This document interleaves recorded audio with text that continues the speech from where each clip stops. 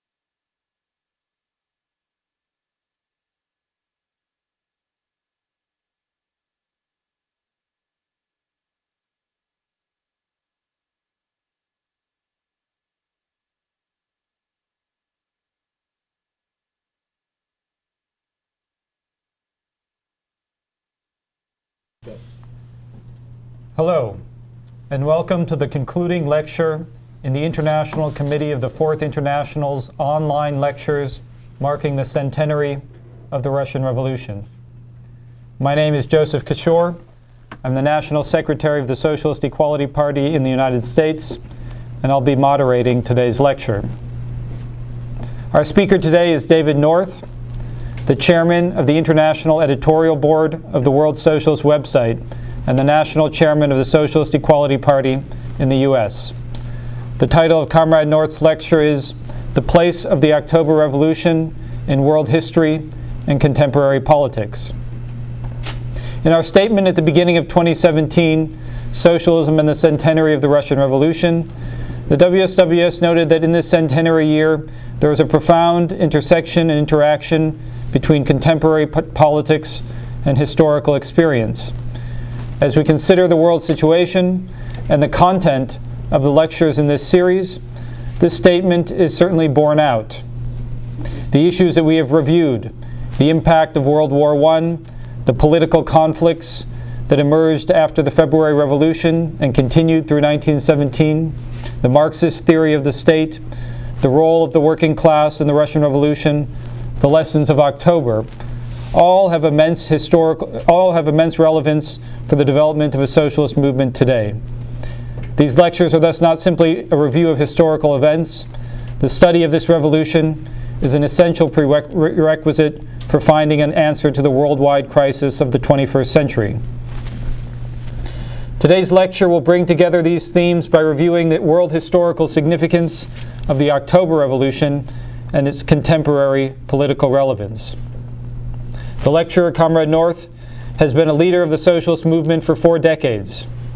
He is an expert on the history of the Russian Revolution and the author of numerous works, including The Heritage We Defend, a contribution to the history of the Fourth International, In Defense of Leon Trotsky, The Russian Revolution and the Unfinished 20th Century, The Frankfurt School Postmodernism and the Politics of the Pseudo-Left, a Marxist critique, and A Quarter Century of War, the U.S. Drive for World Domination, 1991 to 2016. You can purchase these books and more by going to mehring.com, which is linked on the right-hand column of the lecture page. Mehring Books is having a special sale to mark the centenary of the October Revolution, including a discounted price for Why Study the Russian Revolution, Volume 1, The February Revolution, and the Development of Bolshevik Strategy, which is a collection of the lectures delivered in the first part of this series. Also featured is Tsar to Lenin, the greatest documentary of the Russian Revolution. We have listening today readers of the World Socialist website from all over the world. I want to encourage all of those participating to leave your greetings in the discus section at the bottom of the page. if you are listening to this on the WSWS, or in the Facebook comment area if you are listening to the lecture on Facebook. Following the lecture, we will have a question and answer period. You can ask a question on the Discus feed, as a comment on the Facebook video, or by sending it to sep@socialistequality.com. That's sep@socialistequality.com. With that, I would like everyone to warmly welcome Comrade David North. Thank you.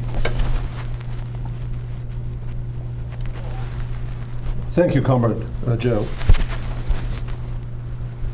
On the last day of 1917, Franz Mehring, the great socialist historian, journalist, and theoretician, who had, along with Rosa Luxemburg and Karl Liebknecht, opposed the German Social Democratic Party's vote for war credits in August 1914, appraised the events in Petrograd, where only 6 weeks earlier the Bolsheviks had led the insurrection that overthrew the bourgeois provisional government.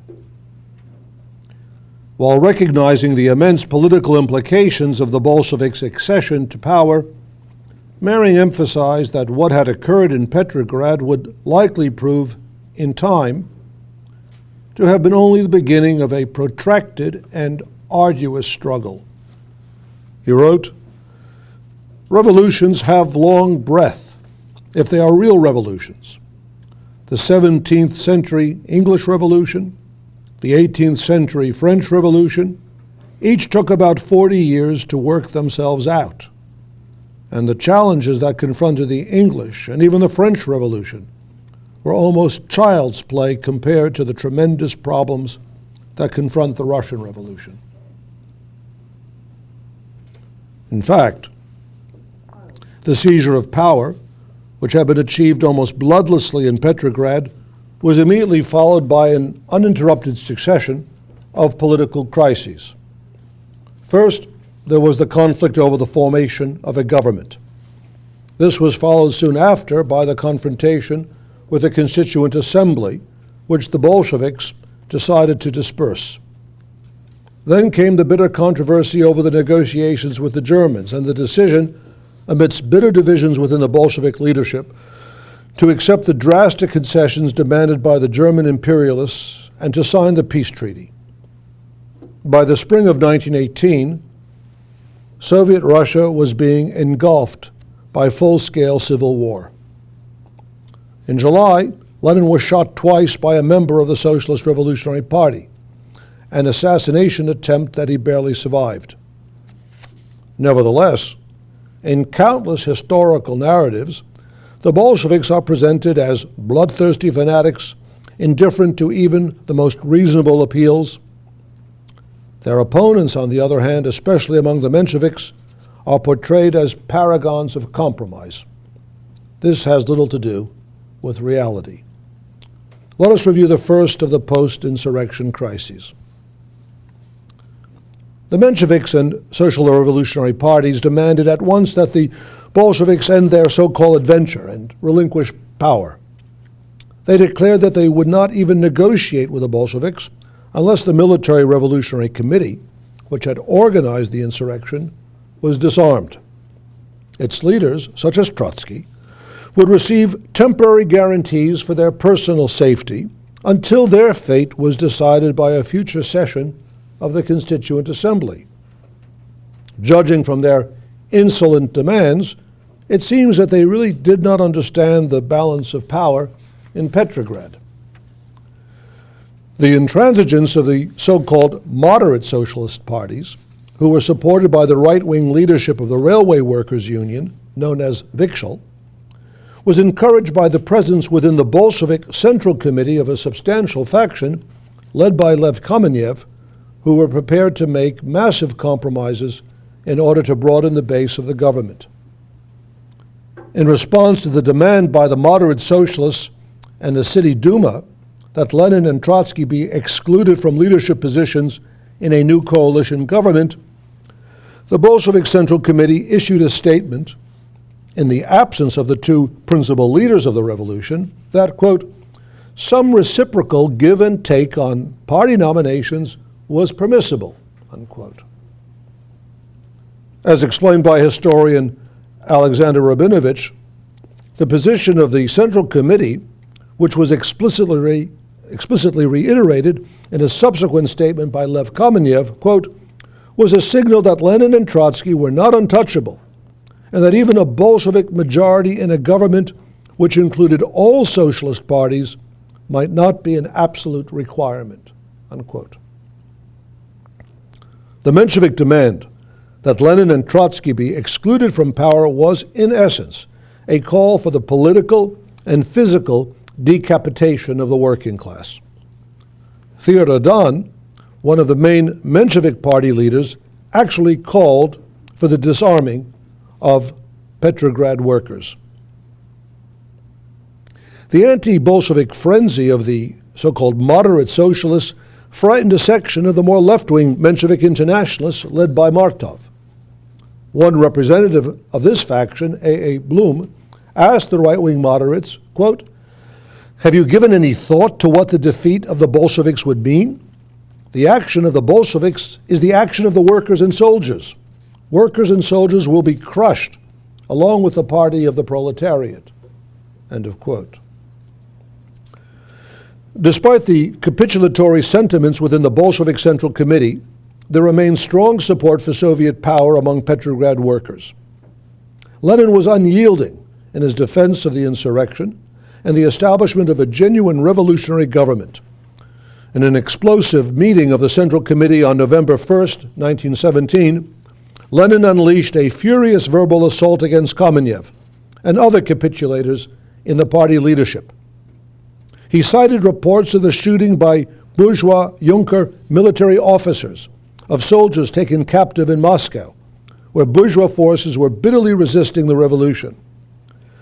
Invoking the fate of defeated working class uprisings which had been drowned in blood, Lenin reminded the capitulators, quote, "If the bourgeoisie had triumphed, it would have acted as it did in 1848 and 1871, end of quote.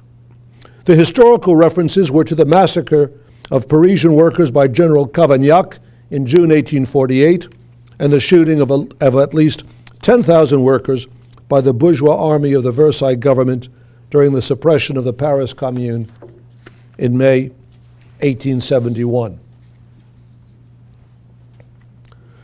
Compromise and coalition with the very parties that had supported the provisional government was tantamount to renunciation of the October Revolution.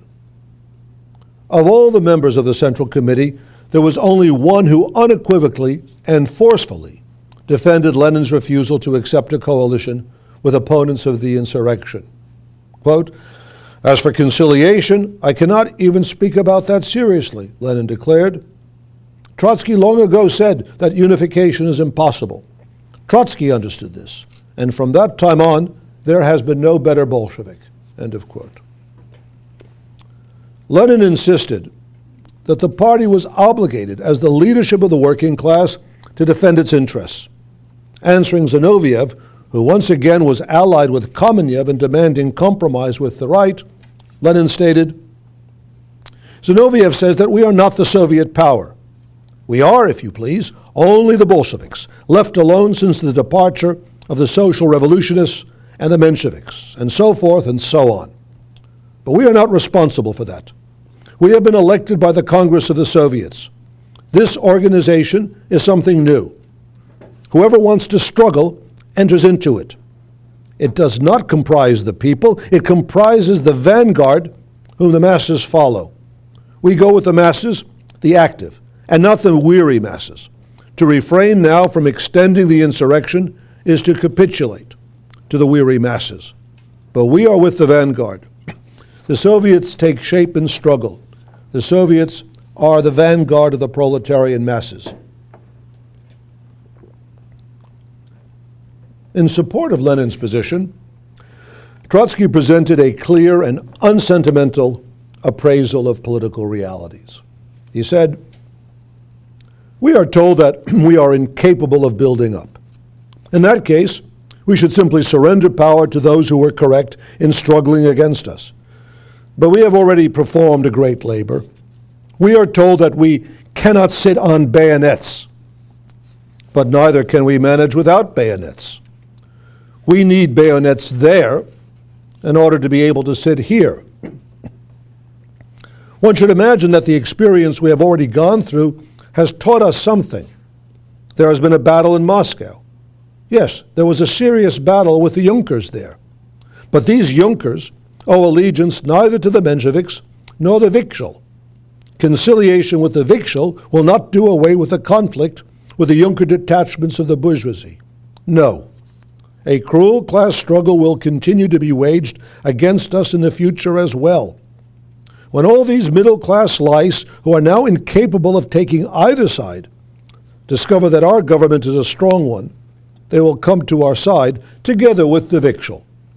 Owing to the fact that we crushed the Cossacks of General Krasnov beneath Petersburg, we were showered on the very next day with telegrams of congratulation.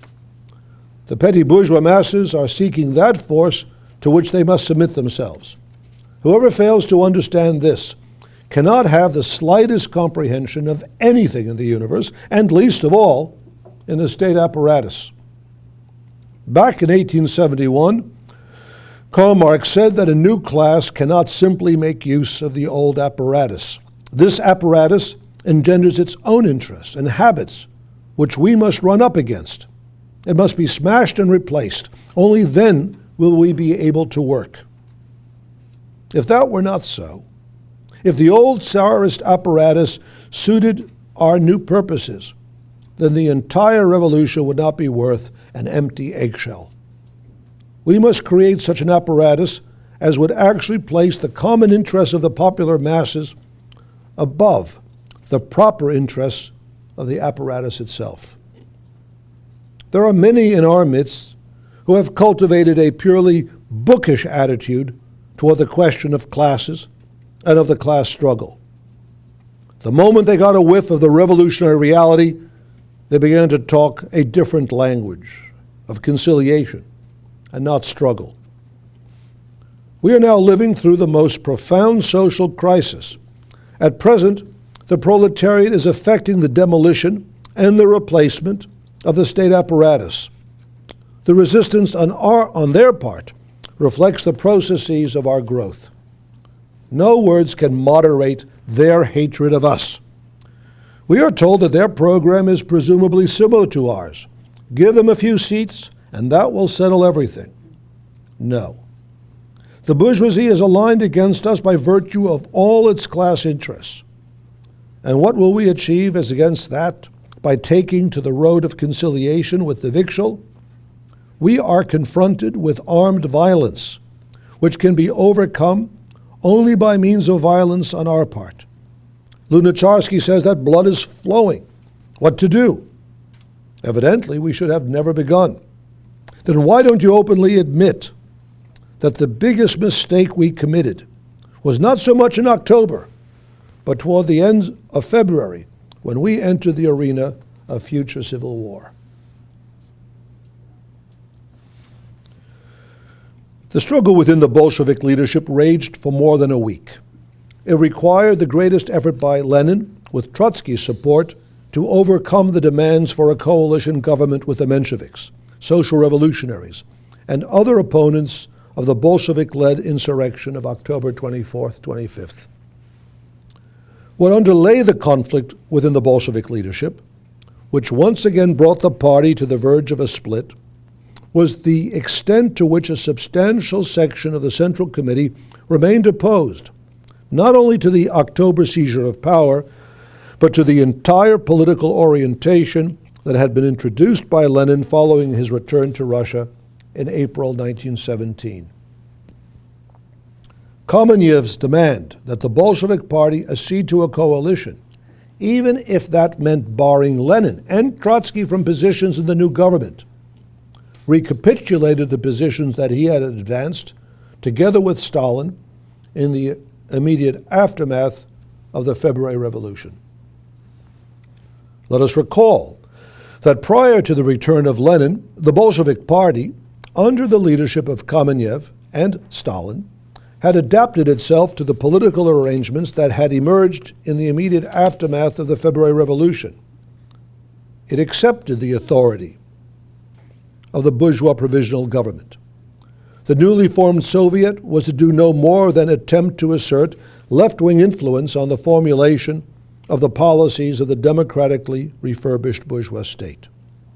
The inescapable corollary of the acceptance of bourgeois rule was support for the continuation of Russia's participation in the imperialist war, which was repackaged since the overthrow of the Tsarist regime as a war in defense of democracy. The political perspective that underlay this initial Bolshevik response to the February upheaval was that Russia was undergoing a bourgeois democratic revolution whose goal was the establishment of a parliamentary democracy akin to that existing in Great Britain or France. The fight for a workers' government, i.e., the dictatorship of the proletariat, was rejected as historically and economically premature. Russia, economically backward, and with a population whose majority was comprised of peasants, was, they claimed, not ready for socialism. To be fair to Kamenev and other Bolshevik leaders who held this position, they could, and in fact did, legitimately claim that their response to the February Revolution was based on the long-established Bolshevik program of the democratic dictatorship of the proletariat and peasantry. This program was, at best, ambiguous as to the class nature of the regime that was to arise on the basis of the overthrow of the Tsarist government. Moreover, the program of the democratic dictatorship of the proletariat and peasantry differed fundamentally from the perspective of permanent revolution, which had been formulated by Trotsky during and in the immediate aftermath of the Revolution of 1905. As is well known, Trotsky's theory anticipated that the democratic revolution against Tsarism would develop rapidly into a socialist revolution, requiring the working class to take power into its own hands, begin the implementation of socialist policies, and make deep and even fatal encroachments on bourgeois capitalist property. Trotsky's prediction that the coming Russian Revolution would assume a socialist character was dismissed by virtually all of his political contemporaries on the left, including the Bolsheviks, as an unrealistic, even utopian appraisal of Russian conditions. It was simply not possible to advocate the direct seizure of power by the working class in a country whose economy was not sufficiently prepared for socialist measures. However, Trotsky's critics paid insufficient attention to his underlying argument. Trotsky's anticipation of a socialist revolution was derived not from a nationally based appraisal of Russian conditions, but rather on an analysis of the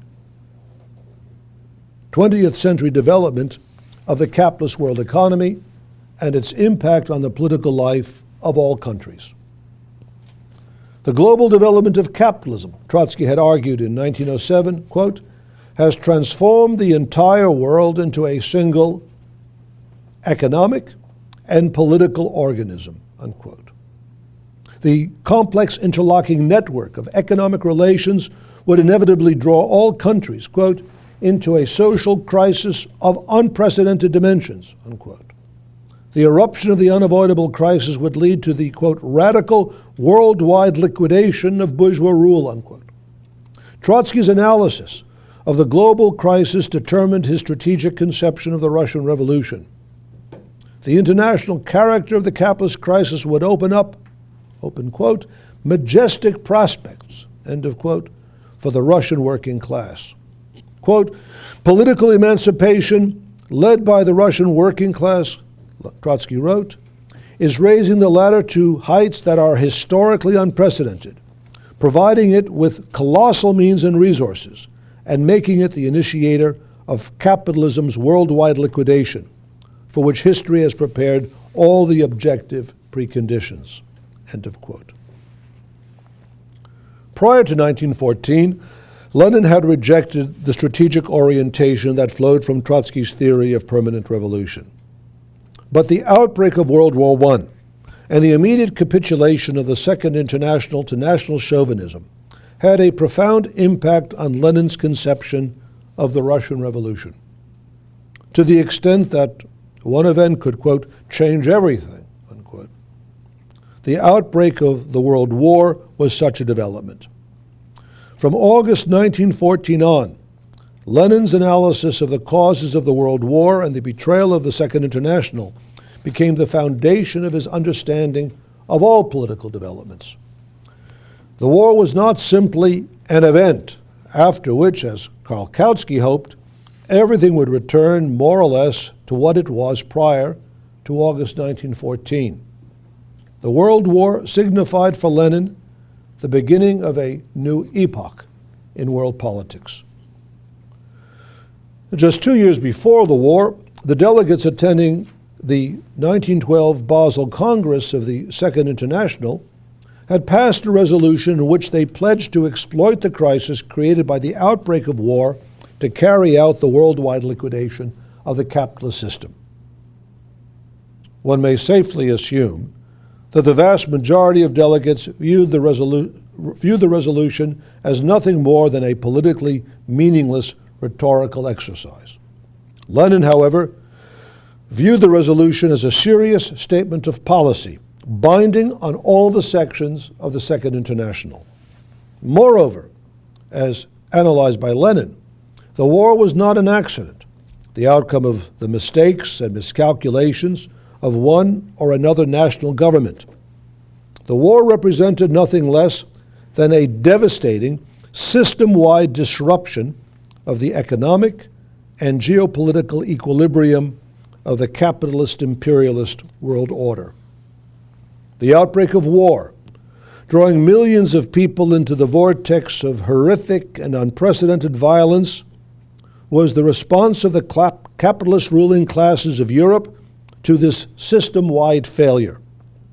War was their method of a system reset, requiring a new division of colonial possessions and spheres of influence, upon which a new economic and political equilibrium would be eventually established.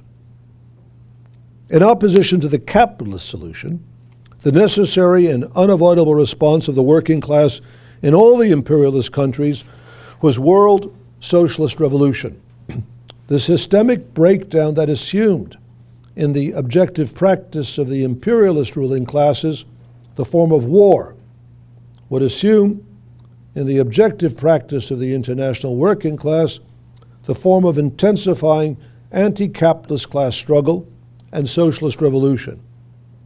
The ending of the war required the overthrow of the capitalist classes, the abolition of the economic system based on capitalist property and the profit system, and the destruction of the nation state. It was to the conscious development of this objective tendency of social and economic development that the policy of the world socialist movement had to be oriented, both in program and practice. Understanding the imperialist war within this global framework, those who argued that Russia, as an isolated national unit of world economy, was not ready for socialist revolution, really missed the point. Lenin was not advocating a program of nationally based socialism. For Lenin, and of course Trotsky, Russia comprised a critical front in what was a worldwide struggle. A complex set of circumstances had placed before the Russian working class the task of opening up the first great front in the world socialist revolution. Once Lenin returned to Russia, he was compelled to conduct an intense political struggle against all those tendencies within the Bolshevik Party who viewed the revolution in a national framework.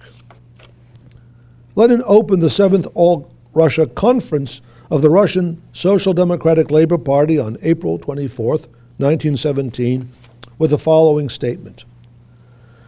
Comrades, we are assembled here as the first conference of the proletarian party in conditions of the Russian Revolution and a developing world revolution as well. The time is approaching when the assertion of the founders of scientific socialism and the unanimous forecasts of the socialists who gathered at the Basel Congress that world war would inevitably lead to revolution is being everywhere proved correct. The great honor of beginning the revolution has fallen to the Russian proletariat. But the Russian proletariat must not forget that its movement and revolution are only part of the world revolutionary proletarian movement, which in Germany, for example, is gaining momentum with every passing day. Only from this angle can we define our tasks. Lenin continued, from the point of view of Marxism, in discussing imperialism, it is absurd to restrict oneself to conditions in one country alone, since all capitalist countries are closely bound together. Now, in time of war, this bond has grown immeasurably stronger. All humanity is thrown into a tangled, bloody heap from which no nation can extricate itself on its own. Though there are more and less advanced countries, this war has bound them all together by so many threads that escape from this tangle for any single country acting on its own is inconceivable. Even after Lenin had won the party to the perspective of the struggle for power, he continued relentlessly to stress the internationalist foundations of the party's strategy. He explained in articles, speeches at mass rallies, and in scholarly lectures that the war and the revolution in Russia arose out of the crisis of world imperialism. In a lecture delivered on May 4th, 1917, on the subject of war and revolution, Lenin declared, "The war which all capitalists are waging cannot be ended without a workers' revolution against these capitalists. So long as control remains a mere phrase instead of deed, so long as the government of the capitalists has not been replaced by a government of the revolutionary proletariat, the government is doomed merely to reiterate, we are heading for disaster, disaster, disaster. The only way to end this war is by a workers' revolution in several countries. In the meantime, we should make preparations for that revolution. We should assist it."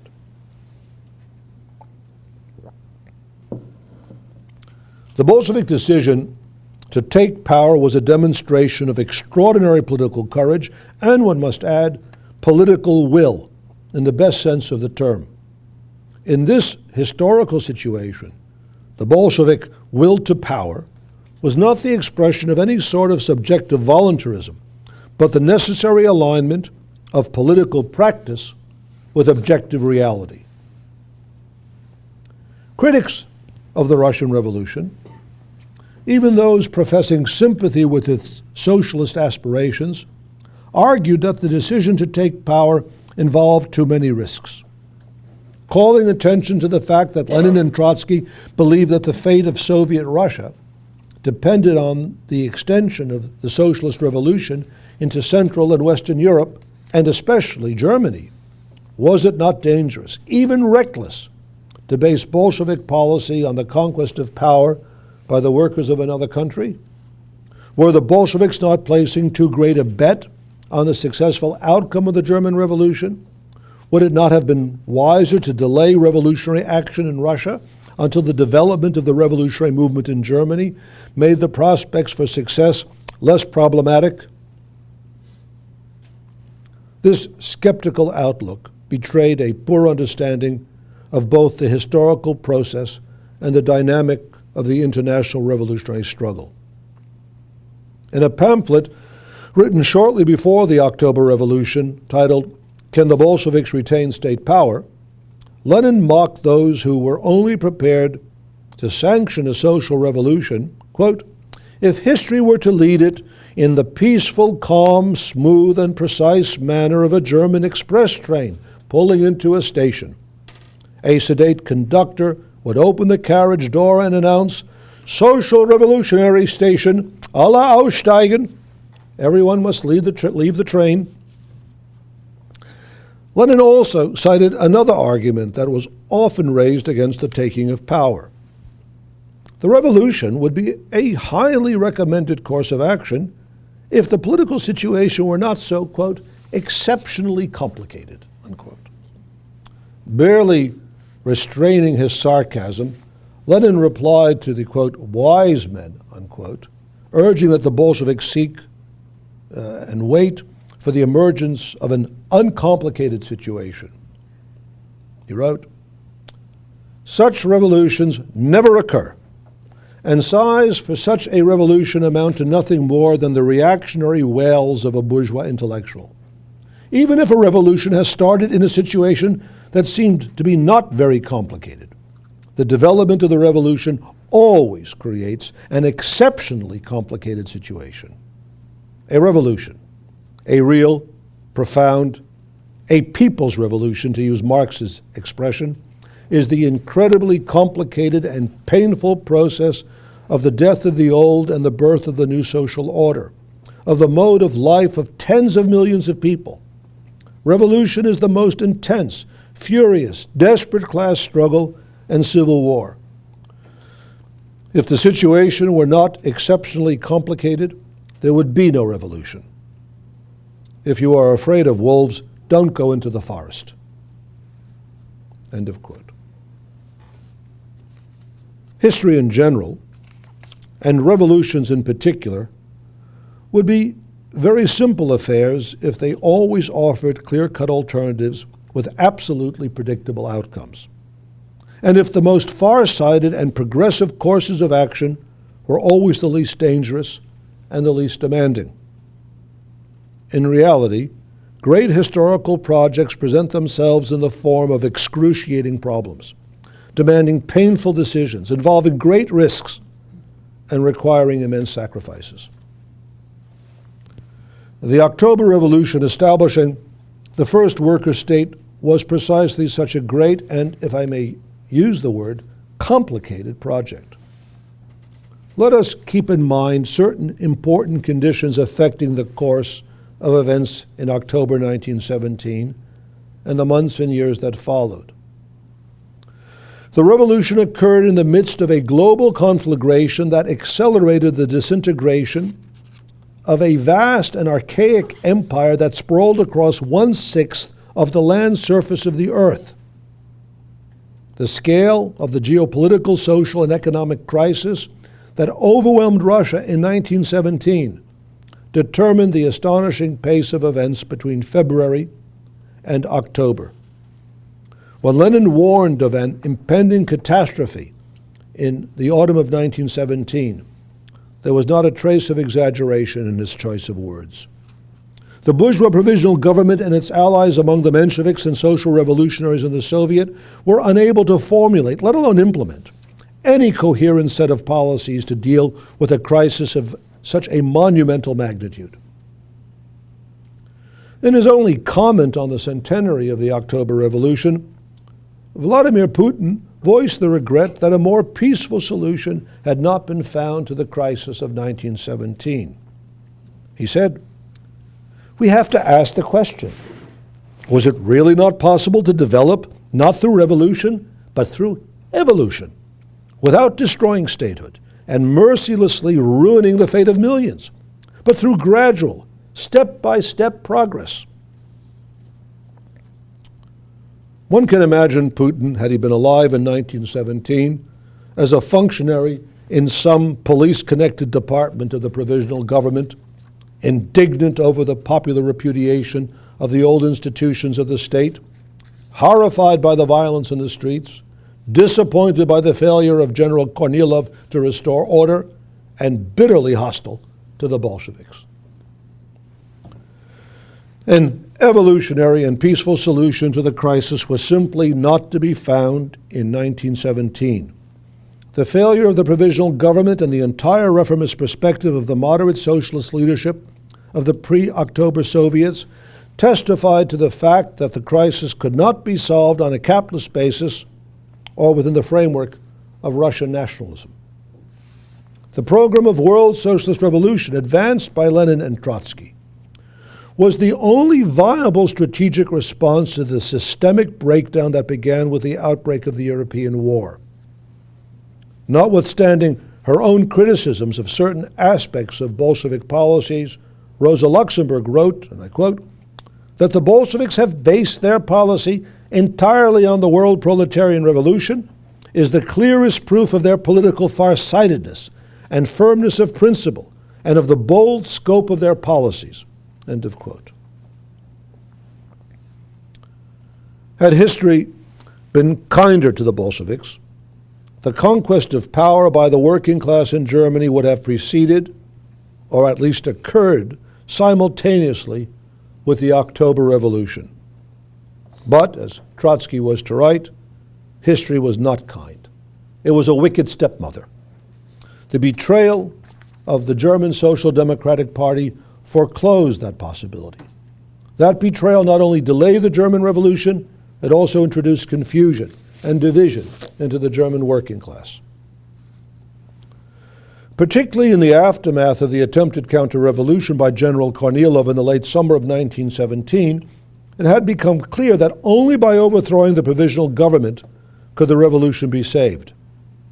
Thus, the Bolsheviks were placed in the position of assuming state power under conditions of political isolation.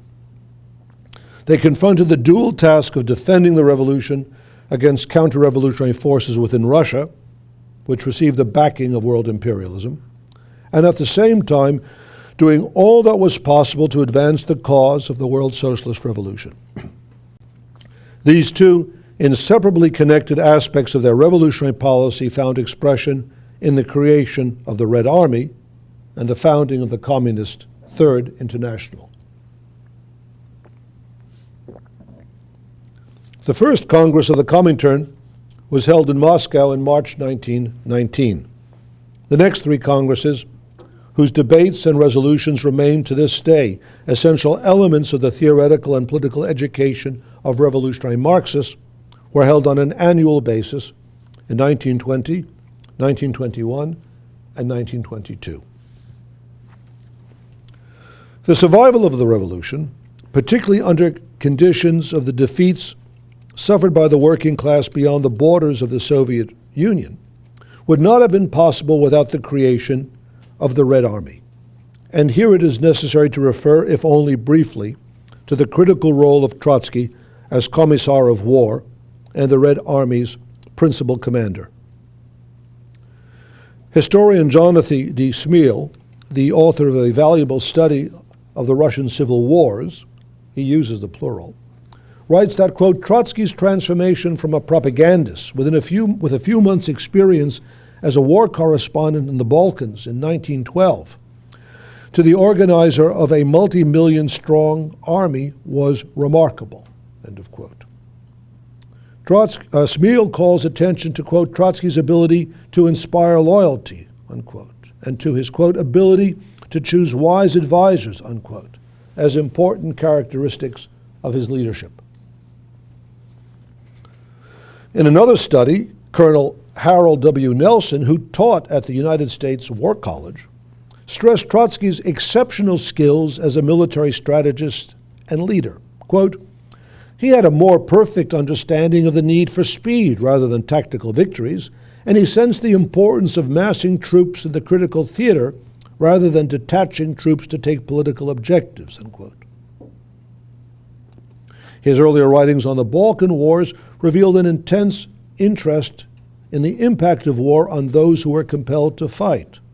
Trotsky, wrote Nelson, quote, wanted to know what men did in combat, and he hoped he might discover what combat did to men. His was not the idle curiosity of the observer, but the passionate interest of the student.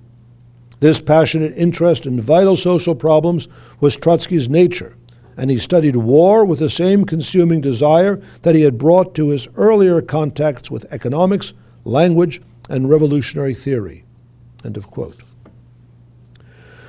Trotsky possessed extraordinary administrative and organizational abilities. But the key element of Trotsky's leadership of the Red Army was his unequaled historical and political comprehension of the complex interaction between social forces operating within Russia, the ever-shifting geopolitical and economic interests and antagonisms that were operative within the world imperialist system, and the influence of all these global processes upon the class struggle within different countries and the development of the world socialist revolution as a whole. Within this process, moreover, the struggle of the working class and especially the political initiatives of the Marxist vanguard played a significant and, under certain exceptional conditions, a decisive role in determining the course of world history. As he directed the struggle of the Red Army against multiple enemies and across numerous military fronts that spanned thousands of miles, Trotsky was continuously seeking to understand the place of the October Revolution within the global development of socialist revolution. Despite setbacks in one sector of the vast battlefield of world revolutions, strategic opportunities for a breakthrough might arise in another sector. After the defeats of uprisings in Germany and Hungary, the Bolsheviks realized that the victory of socialist revolution in Europe would be a more protracted process than they had originally hoped. However, the stirring of the masses in the East, awakened to political life by the victory of the Bolsheviks, provided new possibilities for the development of the world revolution. In August 1919, Trotsky sent a lengthy memo from his military train to the Central Committee of the Russian Communist Party, as the party had been renamed. He wrote, quote, "There is no doubt at all that our Red Army constitutes an incomparably more powerful force in the Asian terrain of world politics than in the European terrain. Here there opens before us an undoubted possibility, not merely of a lengthy wait to see how events develop in Europe, but of conducting activity in the Asian field. The road to India may prove at the given moment to be more readily passable and shorter for us than the road to Soviet Hungary. The sort of army which at the moment can be of no significance in the European scales can upset the unstable balance of Asian relationships of colonial dependence, give a direct push to an uprising on the part of the oppressed masses, and assure the triumph of such a rising in Asia. Our military successes in the Urals and in Siberia should raise the prestige of the Soviet Revolution throughout the whole of oppressed Asia to an exceptionally high level. It is essential to exploit this factor and concentrate somewhere in the Urals or in Turkestan a revolutionary academy, the political and military headquarters of the Asian Revolution, which in the period immediately ahead may turn out to be far more effectual than the Executive Committee of the Third International. The setbacks suffered by the working class in Europe in the period between 1919 and 1921 made it clear that the development of the socialist revolution would be a more protracted process than the Bolsheviks had originally expected. This did not mean that the decision to take power in Russia was based on an incorrect appraisal of European conditions, as bourgeois historians generally claim. In fact, the October Revolution contributed to an immense radicalization of the working class in Europe, and there were uprisings, as in Germany and Hungary, and massive strikes, as in Italy. But the defeat of these movements required the reworking of certain elements of the revolutionary perspective. Crucial lessons had emerged from the October Revolution and its aftermath. First, the victory of the socialist revolution is dependent, to a degree that could not have been appreciated prior to 1914, upon the existence of a revolutionary Marxist party capable of providing leadership to the working class. The fact that the fate of the revolution for an extended political period could be decided within just a few critical days imparted to the issue of leadership an extraordinary political and historical significance. Second, the experience of the October Revolution had made more acute the capitalist fear of socialist revolution. Once the ruling elites realized that the Bolshevik victory would not be overturned and recognized what it meant to lose state power, they were determined to prevent at all costs a repetition of the experience. This heightened awareness of political dangers led to an enormous mobilization of counter-revolutionary violence against the working class and its political vanguard. Rosa Luxemburg and Karl Liebknecht were murdered in Berlin in January 1919 during the bloody suppression of the revolutionary Spartacist uprising. Fascist movements were built up throughout Europe. The bourgeoisie, Trotsky warned in July 1921, quote, attains its greatest concentration of forces and resources, of political and military means of deception, of coercion and provocation, i.e., the flowering of its class strategy, at the moment when it is most immediately threatened by social ruin," unquote. The epoch of capitalist crisis and breakdown finds expression in the flowering within the bourgeoisie of its counter-revolutionary strategy, which Trotsky characterized as, quote, "the art of waging a combined struggle against the proletariat by every method, from saccharine, professorial clerical preachments to machine gunning of strikers," unquote. How was the working class to respond to the determination of the bourgeoisie, using all methods at its disposal to destroy all threats to its rule? Trotsky answered, quote, "The task of the working class in Europe and throughout the world consists in counterposing to the thoroughly thought-out counter-revolutionary strategy of the bourgeoisie its own revolutionary strategy, likewise thought out to the end," end of quote. The years between 1921 and 1924 marked a critical period of political transition in the Soviet Union. During the previous 7 years, from 1914 to 1921, Russia had experienced a staggering level of political and social upheaval. The defeats of the working class in Europe meant that the political and economic isolation of the Soviet Union would continue, though it was still hoped that the time frame would involve years, not decades. The introduction of the new economic policy in March 1921 involved substantial concessions to capitalist market forces, which were justified, and entirely legitimately, as a necessary retreat. However, the ensuing strengthening of capitalist forces interacting with the growing bureaucratization of the Communist Party and the state apparatus, and the temporary stabilization of capitalism in Western Europe had significant political consequences.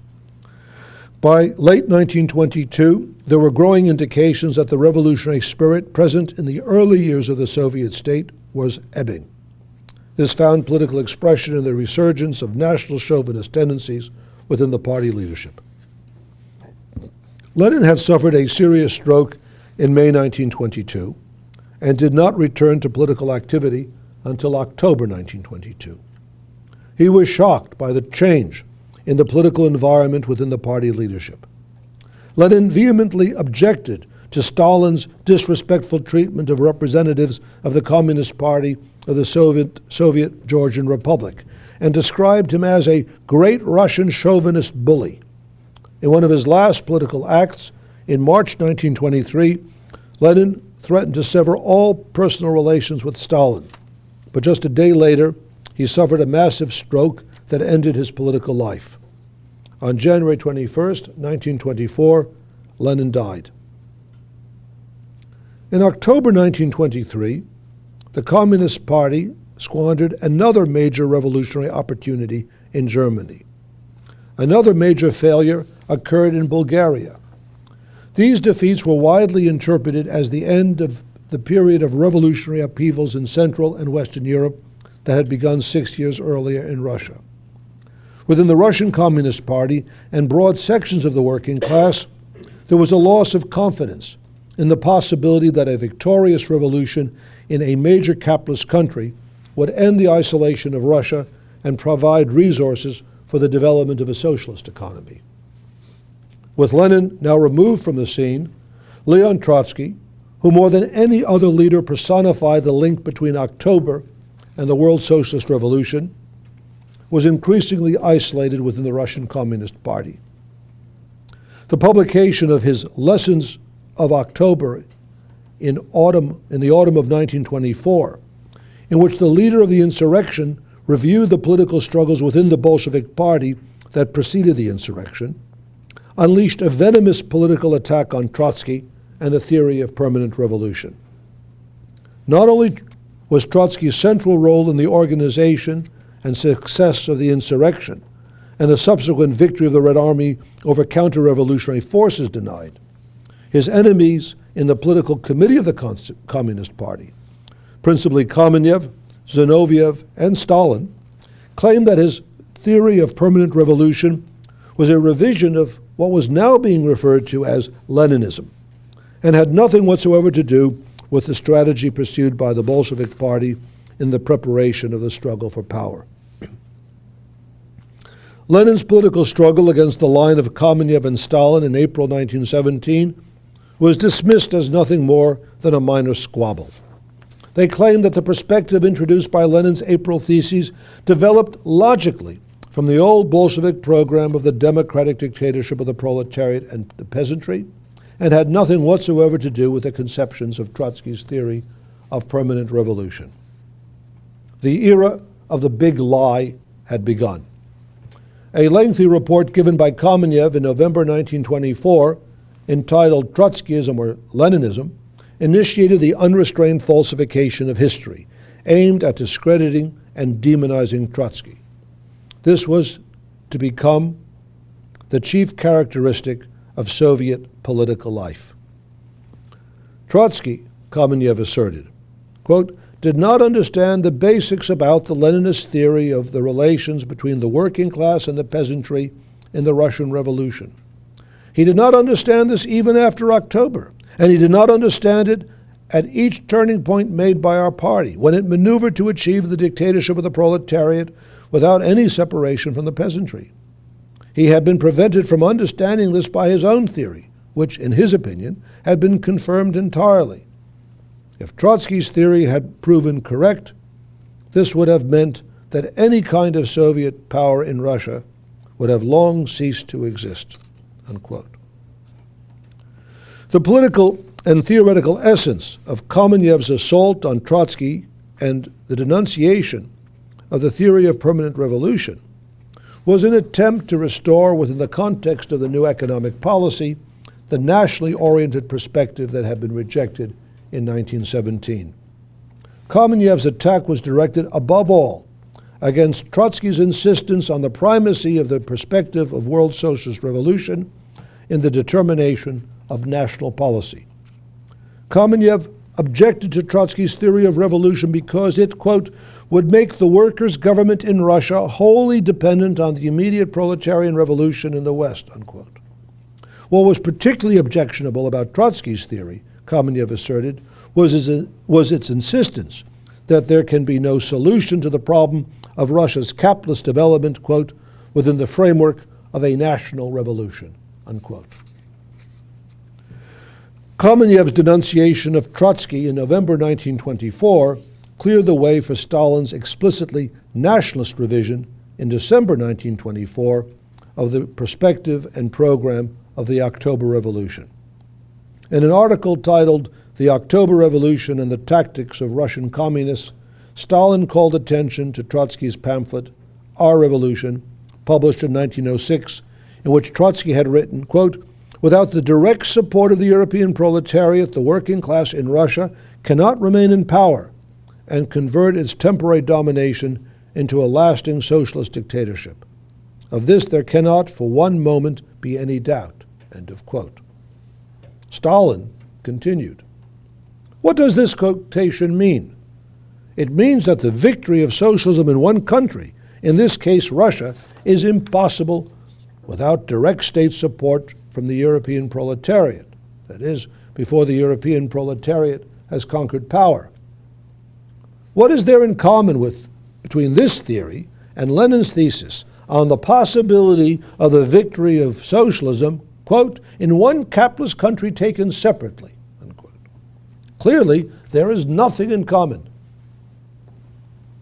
Stalin's substitution of a form of national messianism in place of revolutionary internationalism was summed up with the following indictment of Trotsky's views, quote, lack of faith in the strength and capacities of our revolution, lack of faith in the strength and capacity of the Russian proletariat.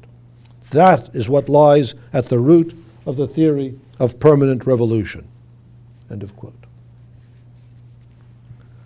The 1924 assault on Trotsky and the repudiation of the theory of permanent revolution signified the resurgence of the nationalist tendencies that Lenin had fought as he sought to break the party's adaptation to national defensism and direct attention toward the international revolutionary struggle against imperialist war.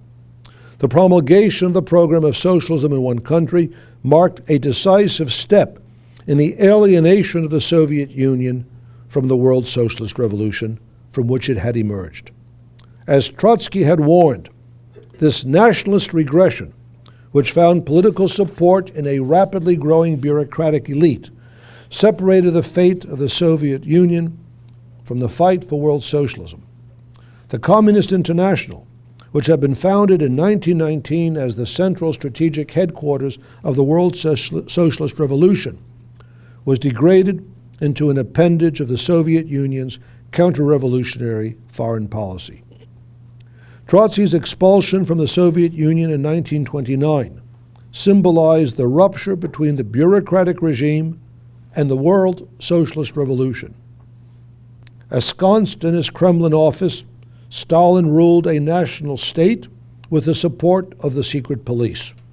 But Leon Trotsky, in exile, led and inspired the continuing historical process of world socialist revolution with far more powerful weapons, his ideas and his pen.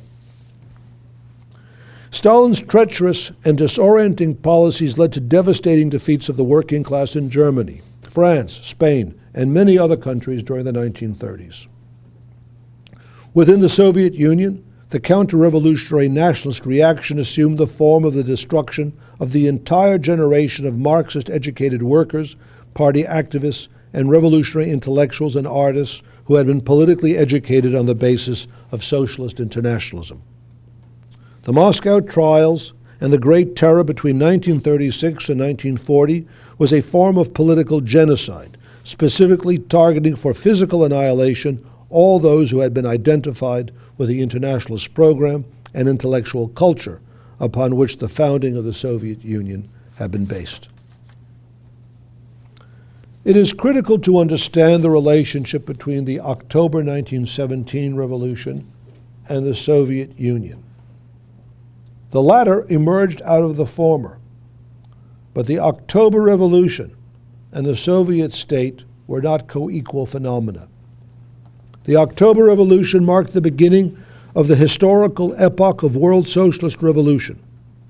The history of the Soviet state was a major episode of that epoch.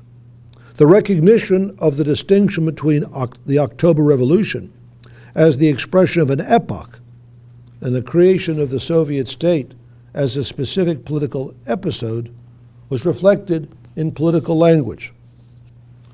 Anticipating the future overthrow of the capitalist systems in their own countries, revolutionaries would speak not of their future Soviet Union, but of their coming October. Of course, the achievements of the revolution within the Soviet Union were immense. The October Revolution radically transformed what had been the Russian Empire. Prior to the revolution, approximately 80% of the population had been illiterate. Within substantially less than one generation, illiteracy had been virtually eradicated. The nationalization of the means of production, a product of the October Revolution, made possible significant economic advances. The potential for establishing an advanced society on a non-capitalist basis was demonstrated in the course of the 74-year history of the Soviet Union. But the Soviet Union was not a socialist society. As Trotsky explained in The Revolution Betrayed, it was a transitional regime between capitalism and socialism, whose fate was to be decided. The nationalist policies of Stalin, implemented on the basis of savage terror, were a mockery of socialist planning, which requires the workers' democratic control over decision-making processes. What Trotsky described as the, quote, irresponsible despotism of the bureaucracy over the people, unquote, resulted in a horrifying waste of human life, which was as needless as it was brutal, and the grotesque squandering of material resources. The Stalinist bureaucracy, which had usurped political power and utilized its control of the organs of state repression to assure for itself a privileged position within society, violated the most basic principles of socialist egalitarianism. Stalin, who personally ordered and directed the torture and murder of former comrades and countless Marxist revolutionaries, ranks among the worst criminals in history. The Fourth International, founded by Leon Trotsky in 1938, defended all the social conquests that were achieved as a consequence of the October Revolution.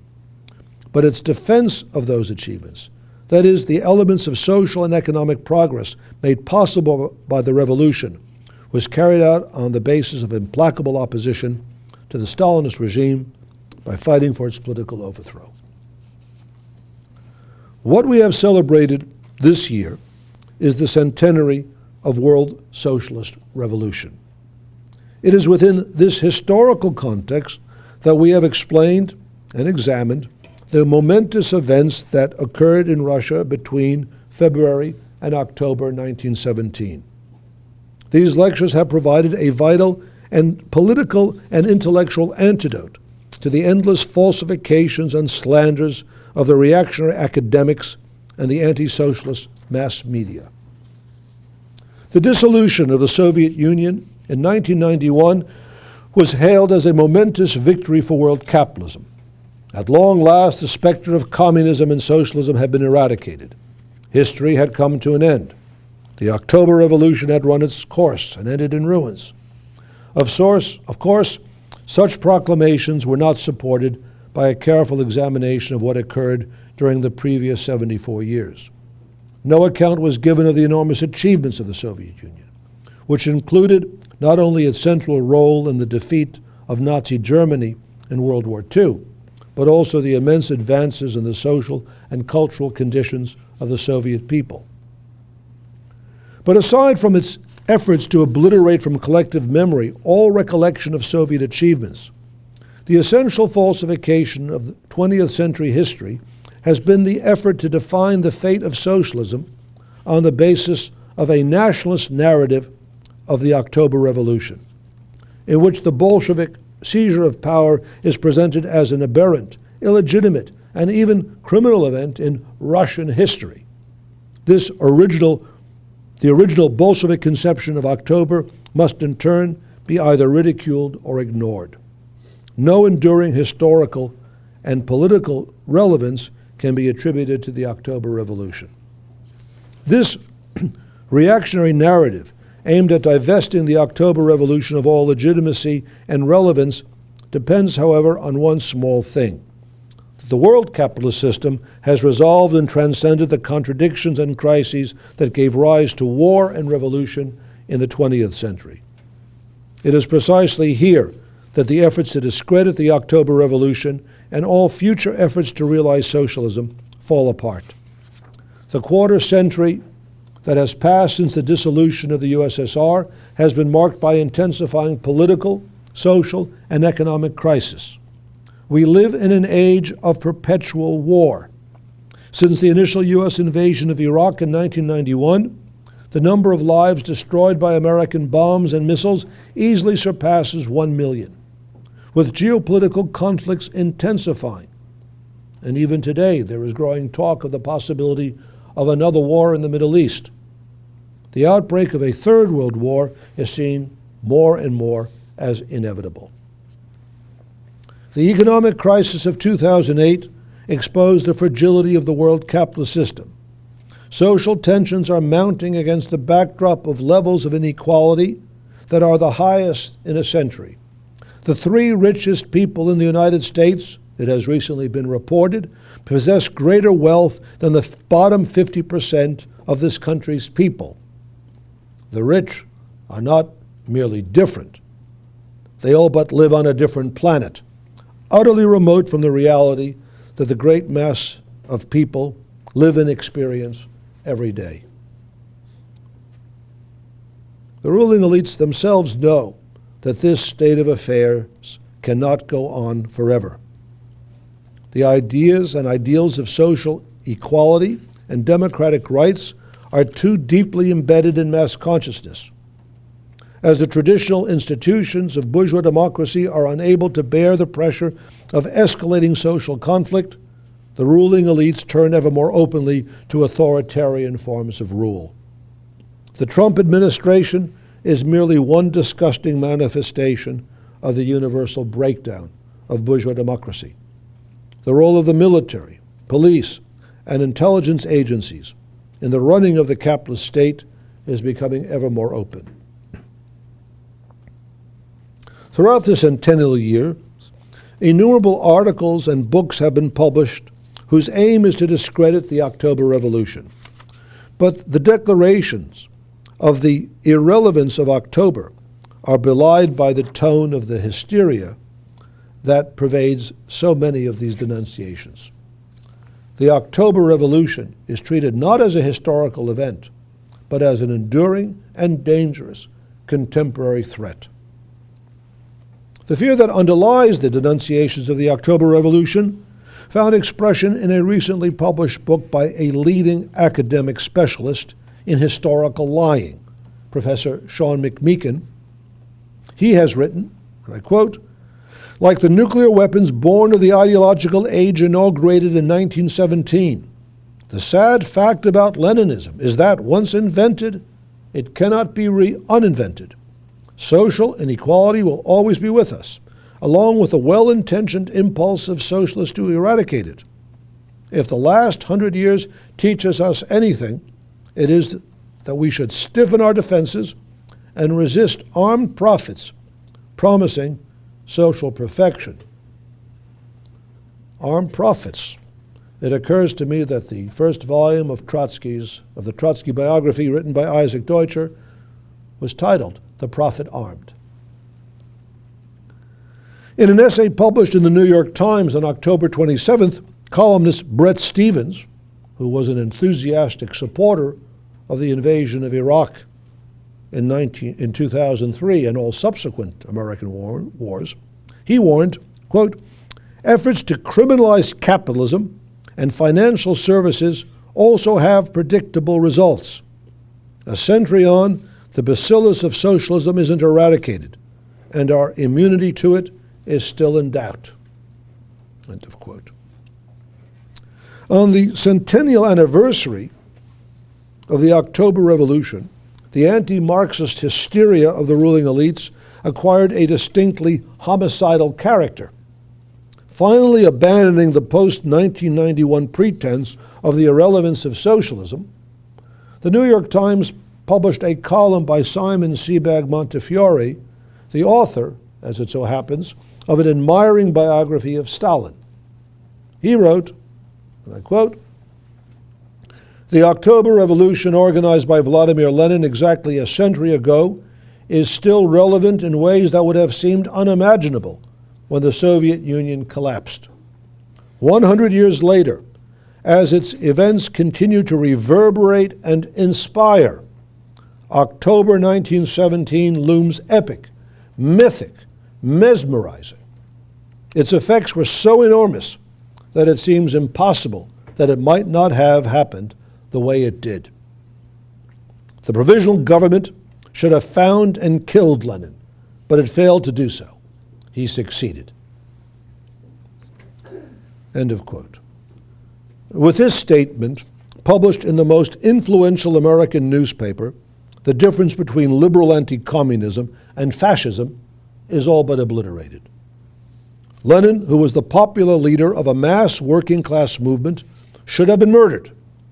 He should have been dealt with, Montefiore writes, with the approval of the liberal editors of the New York Times, as the fascists dealt with Luxemburg and Liebknecht. What is the message? To the extent that socialism threatens capitalism, hunt down the leaders of socialist movements and kill them. So much for the end of history and the triumph of liberal democracy. Sentiments such as that expressed by Montefiore testify not only to the moral degeneracy of the intellectual defenders of bourgeois society, but also to their demoralization and desperation. Despite all efforts to discredit Marxism, socialism, and communism, working people still yearn for an alternative to capitalism.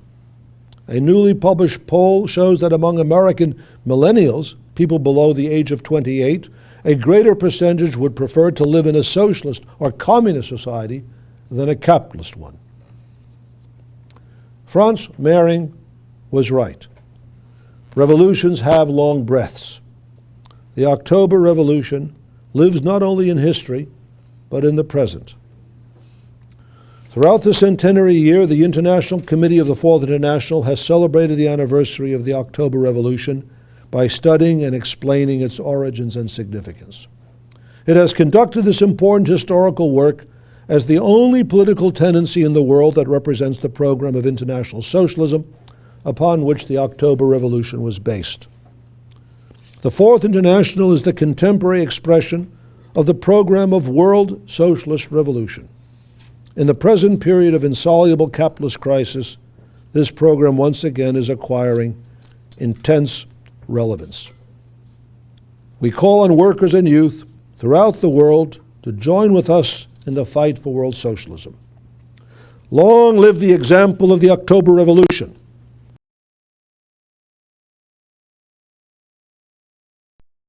History of the world socialist revolution.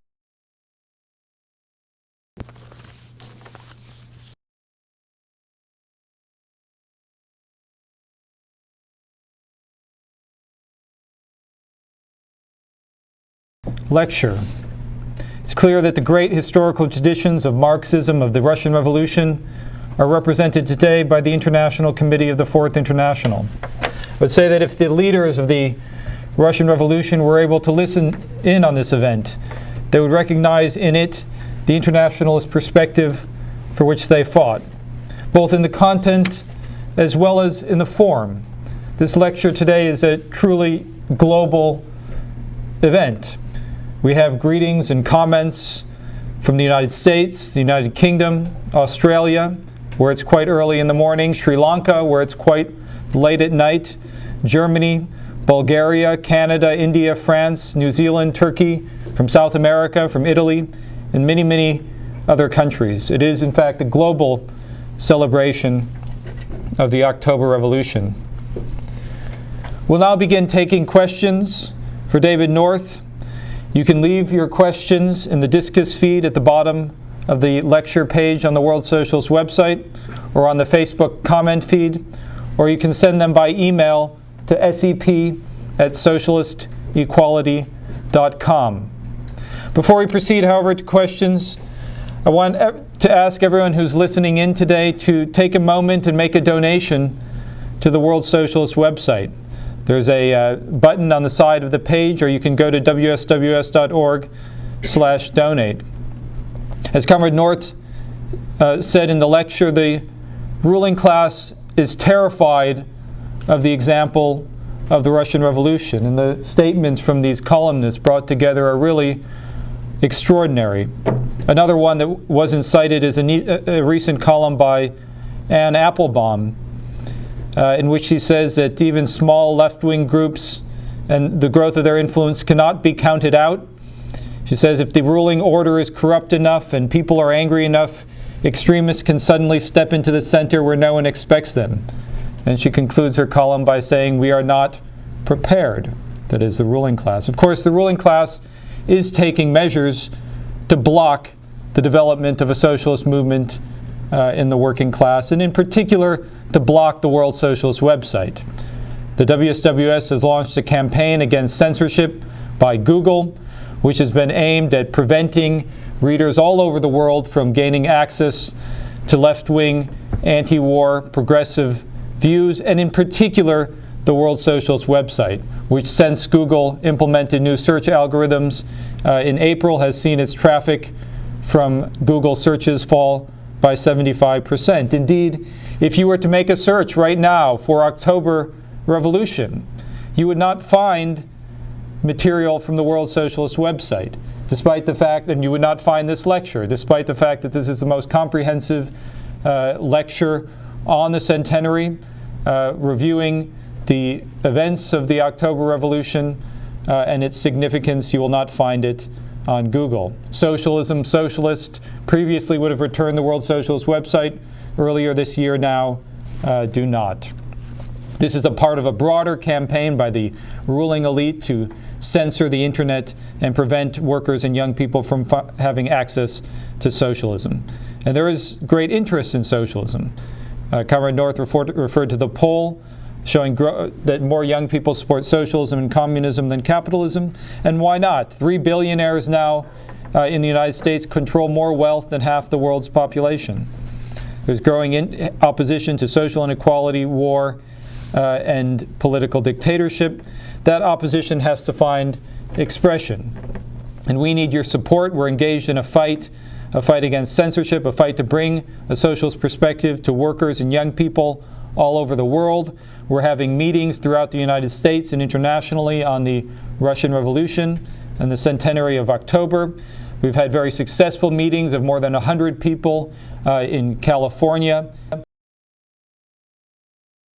at which Comrade North has spoken. Comrade North will be speaking in Chicago, in New York City this week. We're having a meeting in Sri Lanka tomorrow to mark the centenary, in New Zealand and Australia, throughout Europe. All of this requires resources. A socialist perspective has to be brought to the working class, and we need your financial support. So please make a donation to the World Socialist website by clicking the link on the side of the page or visiting wsws.org/donate.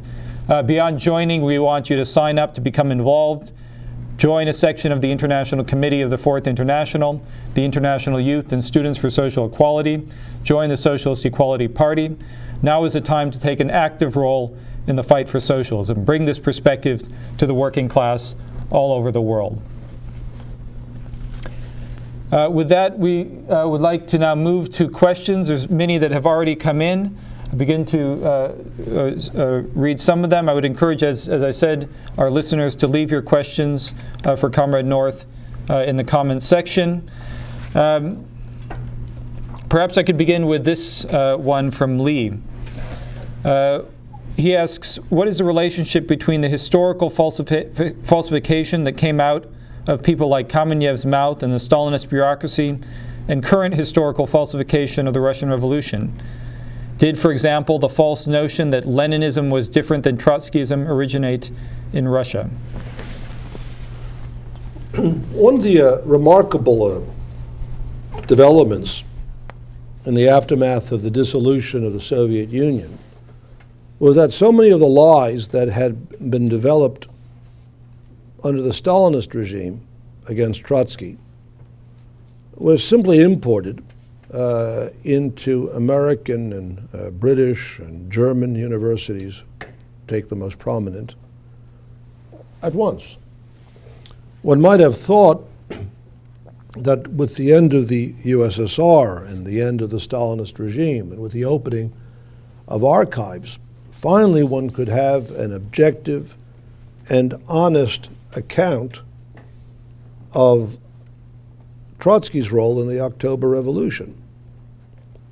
That is not what happened.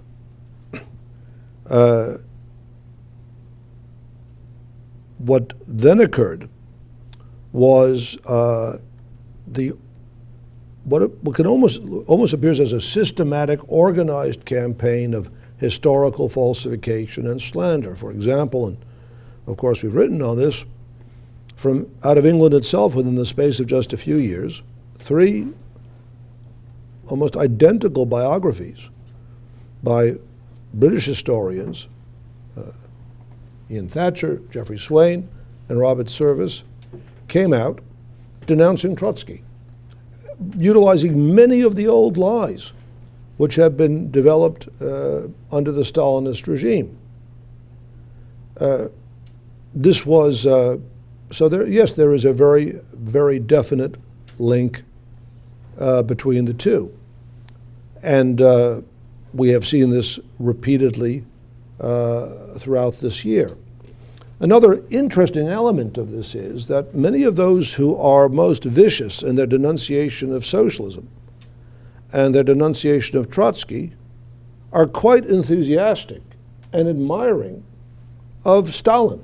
I have already referred to Simon Sebag Montefiore. You can find his book in many bookstores or on the internet, and on its cover it has an extraordinarily romanticized portrait of Stalin, making this, in fact, rather ugly person into almost something you might see as a sort of a Hollywood movie star, and just this great rakish revolutionary, romantic, poet, literary genius. I mean, all this is total nonsense.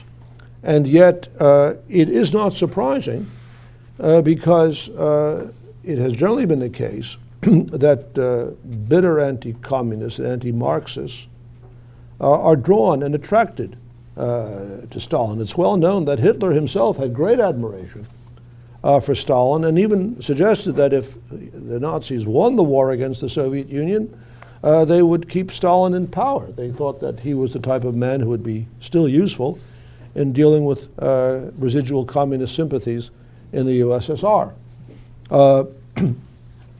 So this, but also, there's another aspect which I think should be stressed in trying to understand this connection. Of course, the nationalist politics of Stalin, notwithstanding the bloodshed with which it was associated, his approach to political life, his political framework, is one which they can quite easily understand.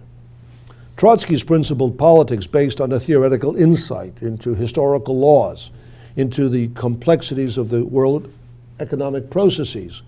The fact that a correct political line is not derived from a merely superficial evaluation of what's most visible on the surface of events. They find it hard, even impossible, to understand such a political thinker and revolutionary theoretician. So they gravitated to Stalin. And of course, a certain economy of thought is observed. Why invent new lies when the old ones are still useful? And there are so many of them. And so that's what I think we've seen in the ongoing falsifications of the history of the October Revolution, and in particular the role of Leon Trotsky. Well, there's a couple questions which perhaps relate to some of these issues. You mentioned Putin in your report briefly.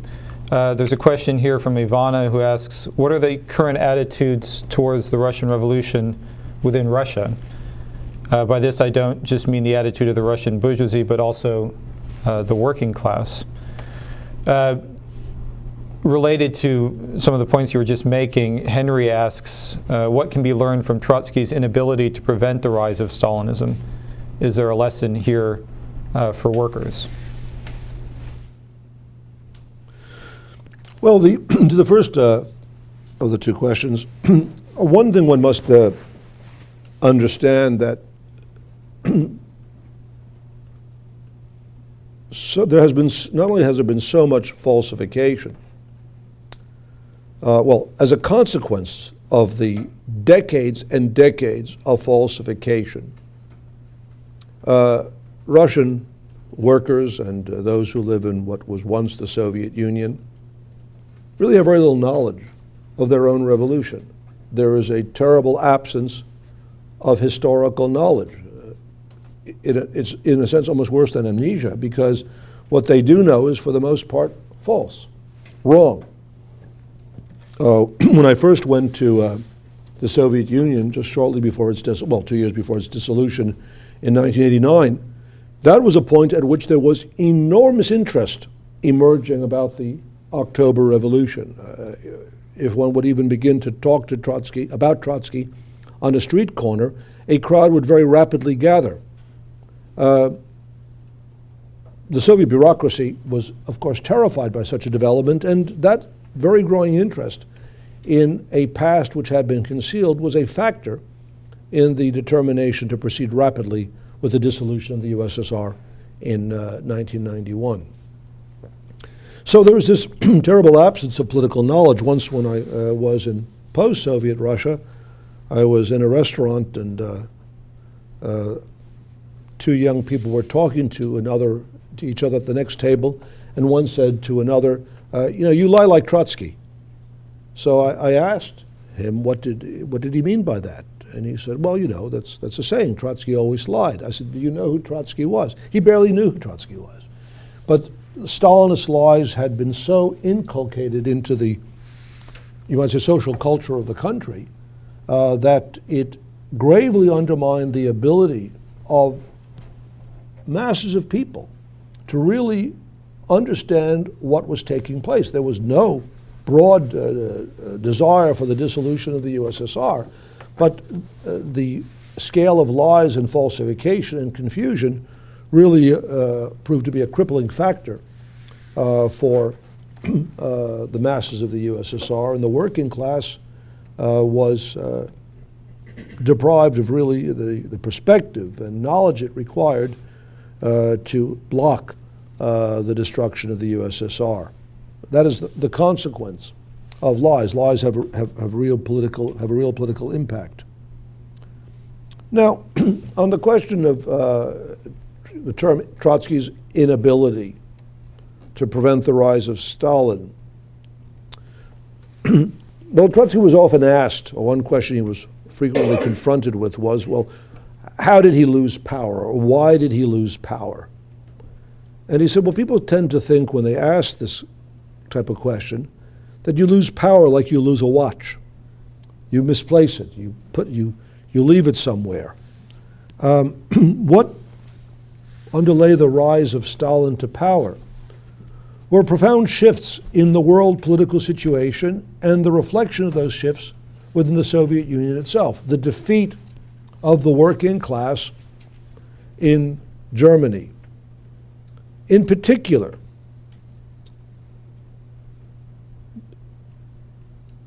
thus determining a long-term and continuing isolation of the USSR, had an enormous impact on the consciousness of Soviet workers. There was a loss of confidence in the possibility of revolution, and under those conditions, the development of a political line which said, well, of course we'd like to have a revolution beyond the borders of the USSR, but what we really have to get down to is building socialism in Russia now. That was a pragmatic response to a complex political situation. Tragically, the policies which then developed on that nationalistic basis came to play a major role in still greater defeats of the working class. The point, of course, that needs to be stressed is that it's not here an issue of Trotsky's inability, understood in a personal sense, to prevent one or another thing from happening. Trotsky has often been accused of lacking in tactical ability as a politician. You often read books which say that Trotsky was a bad politician. He was a bad political leader. Well, this is the man who showed in 1917 nothing less than genius in the leadership of the October Revolution. What had changed was not Trotsky's level of ability, but rather the political circumstances in which he was working. Trotsky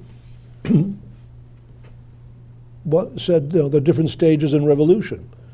During an upward sweep in a revolutionary movement, social intelligence seems to be much greater. In a period of reaction and decline, again to use a phrase by Trotsky, ignorance bears its teeth. There seems to be a strange indifference to well thought through arguments.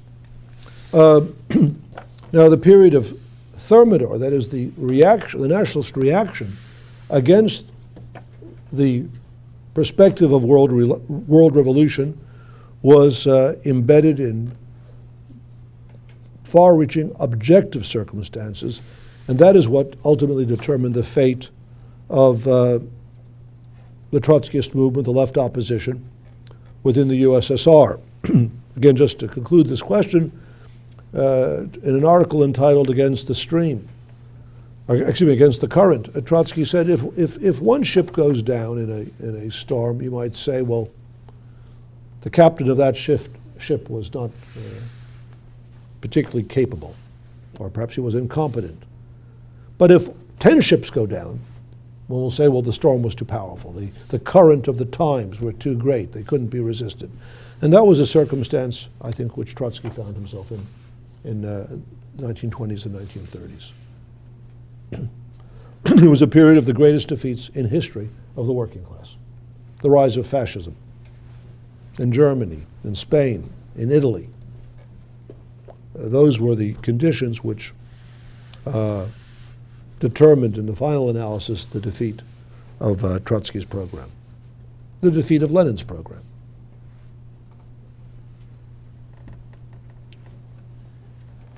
We have many questions coming in. Before I move on to the next set, I just want to make the point that the International Committee of the Fourth International, throughout its history, has waged a struggle against historical falsification in defense of historical truth, against the lies of the Stalinists, against the post-Soviet school of historical falsification, against the melding of the lies of the Stalinists and the anti-communists.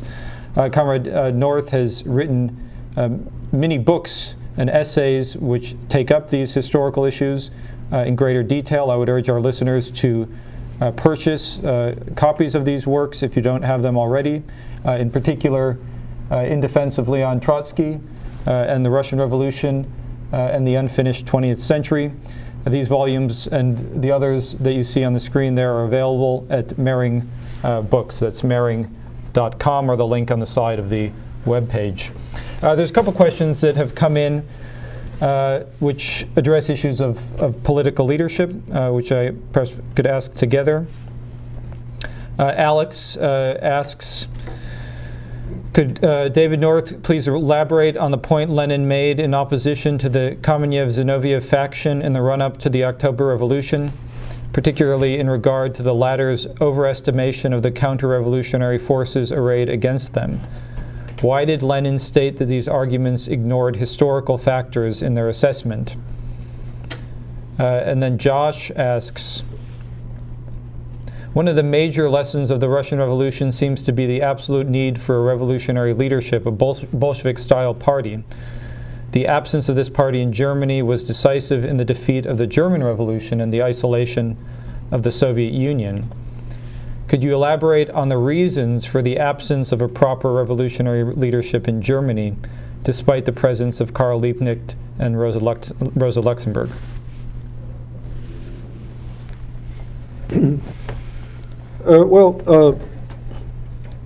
First on the question of Lenin's critique of Kamenev and others, it was a critique not just of a false estimation of the, so to speak, forces on the ground. What was involved was Kamenev was advancing and adhering to a very different political perspective.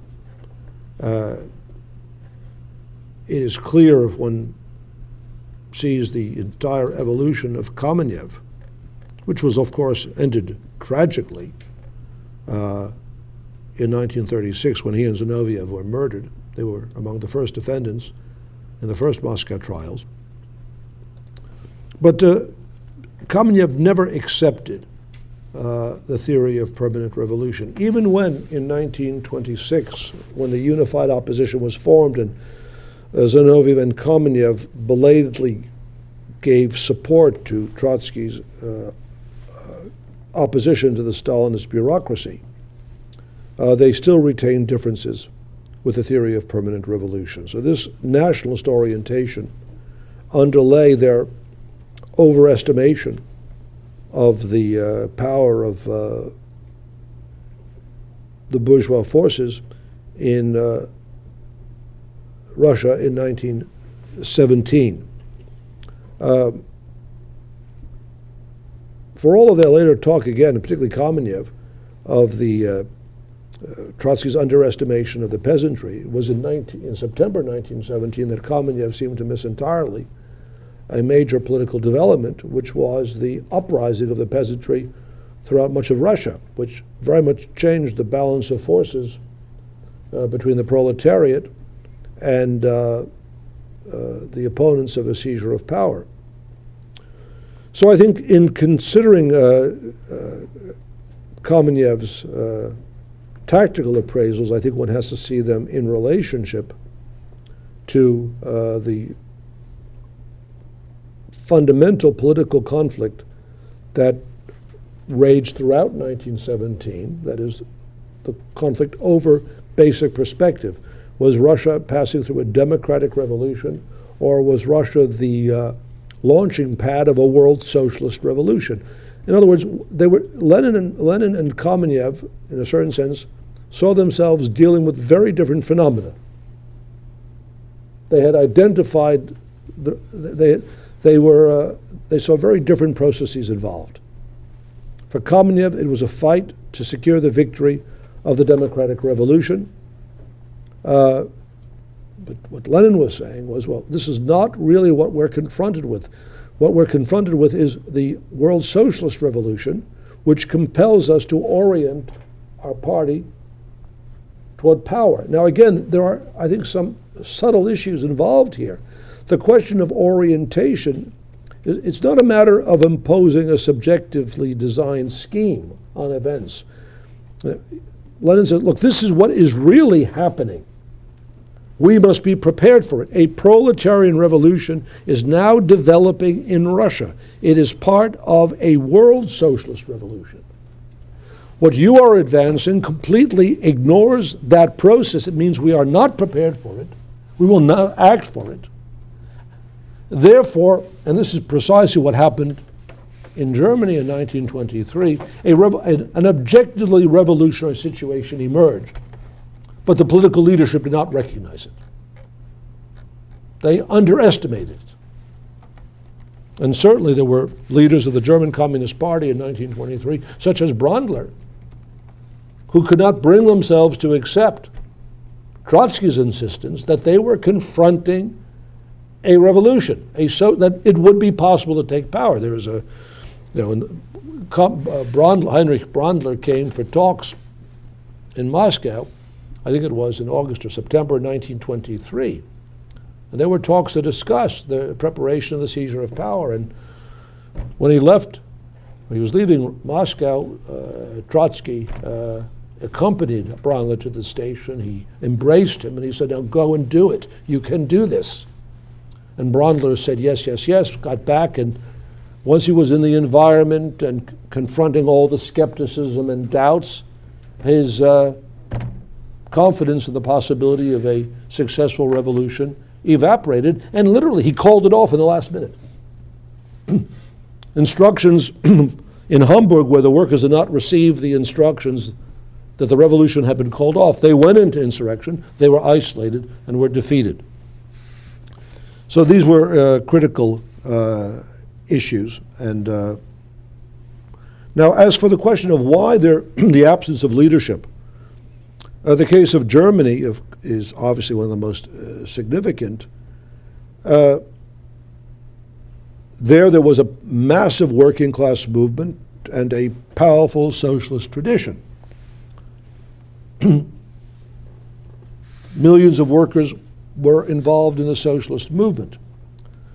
But the Social Democratic Party, which remained into the 1920s one of the two mass parties of the working class, had abandoned Marxism. It had gone over to reformism. The World War and its support for the World War signified its collapse. This introduced itself great confusion. As far as the question of the development of an opposition to social democracy, there certainly existed many different tendencies of opposition, but nowhere had the type of political fight taken place, and certainly not in Germany, that had taken place in Russia.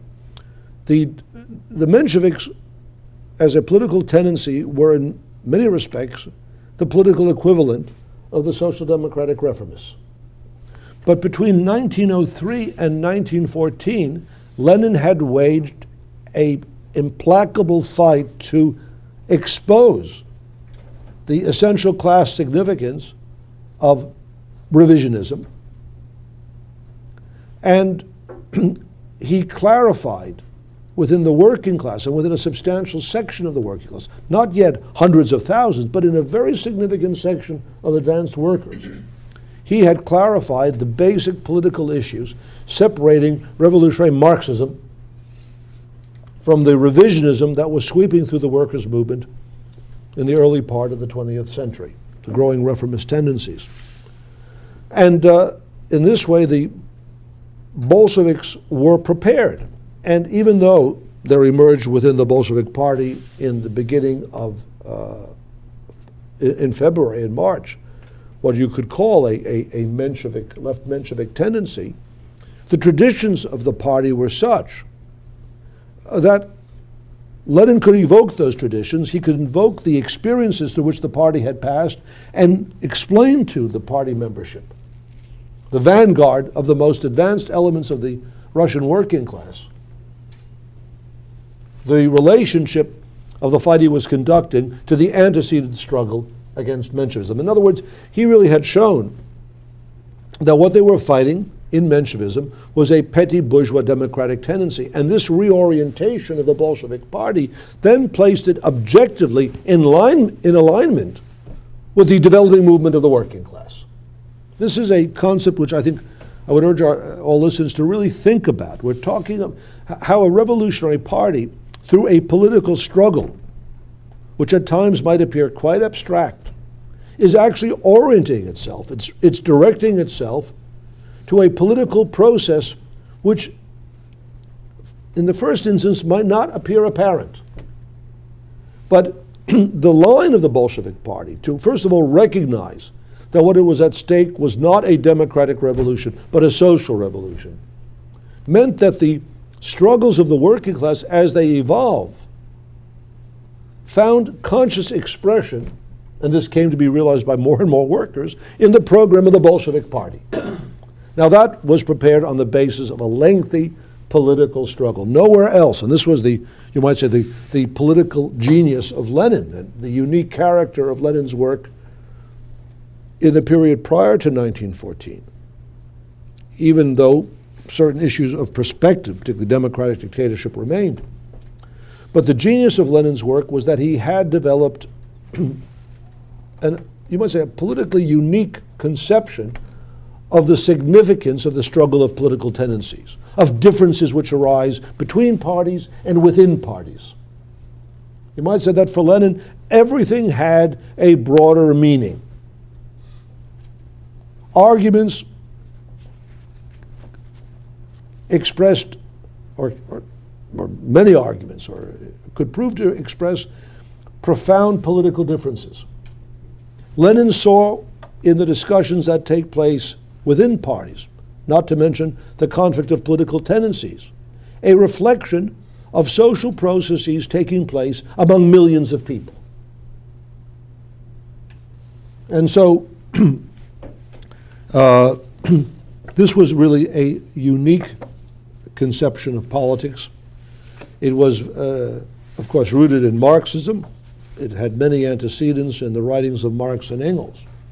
But he took this and developed this to, really, you might say, the level of science. And that accounts for the astonishing perspicacity which Lenin demonstrated again and again in his evaluation of political tendencies. Well, you made the point in your first lecture that the Russian Revolution has to be understood as an episode in the development of scientific social thought, which would be very much related to this. Just perhaps to follow up on the question, how do you see it?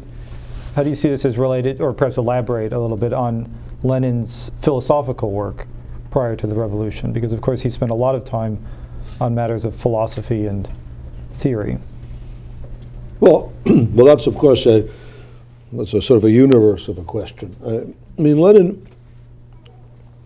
was an implacable defender of philosophical materialism. His greatest philosophical tract, undoubtedly, is his book Materialism and Imperial Criticism. And those who claim that this was written before Lenin had familiarized himself with dialectics know nothing of Lenin's intellectual history and betray what is very widespread among the anti-Marxist intelligentsia, that is essentially idealist, subjective idealist, and irrationalist outlook.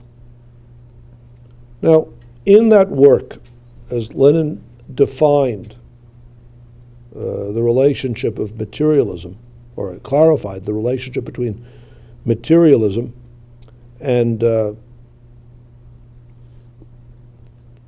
development of perspective, the task of a revolutionary party. Lenin, in a very famous passage, which we've often quoted, I don't have it right in front of me now, but he says, the highest task of humanity is to comprehend the objective logic of socio-economic development, so that in the practice of the working class, it can adapt its practice to that objective historical social logic. That was the relationship. And it was the way Lenin, when Lenin wrote that, he was emphatically opposing different schools of philosophical thought associated with Marxism, but it had many variants within the Russian socialist intelligentsia, which tended toward a high level of subjective voluntarism. This was an age where syndicalism, Sorelianism had, of course, a certain following, the intelligentsia, and this is not generally understood. A major influence among left intellectuals in the early part of the 20th century was Nietzsche. Many left intellectuals thought that Nietzsche could be made use of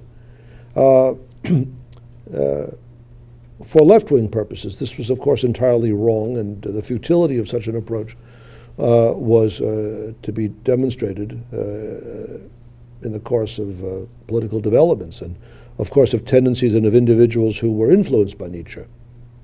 But the sort of subjective voluntarism against which Lenin fought was one which developed practice indifferent to the major tendencies of objective socioeconomic development.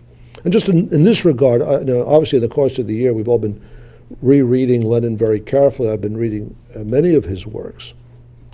First of all, it's astonishing in the midst of a revolution to view how much Lenin was writing. I mean, his writings between February and October fill up nearly 3 volumes. Now, in these writings, and they are splendid works of polemics, of analysis, what Lenin is doing, continuously attempting, is to explain to the advanced working class the objective significance of the experiences through which they are passing. It was some sort of putsch prepared in secret is nonsense. I mean, Lenin was discussing and explaining and publishing in the mass newspapers put out by the Bolshevik Party his arguments and justifications for the seizure of power by the working class. I mean, if this was a secret putsch, I mean, it was secret in a way that no one else had ever carried out and prepared a secret. I mean, maybe you could argue that by writing it, he was trying to convince everyone that it couldn't be true. I mean, he was arguing in mass publication newspapers, this is why it is necessary to prepare to take power. Now, those articles were being read by workers. They were evaluating and reading those articles, passing them around, discussing them, as they sought to orient themselves to what was taking place. So in 1917, this alignment of materialist theory, the cognition of objective reality, and practice was astonishingly acute. I think the famous phrase, theory becomes a material force when it grips the masses, which Marx wrote in 1844 or 45. Well, that was realized in 1917. Theory gripped the masses. It gripped the masses in the form of the October insurrection. And that is why that event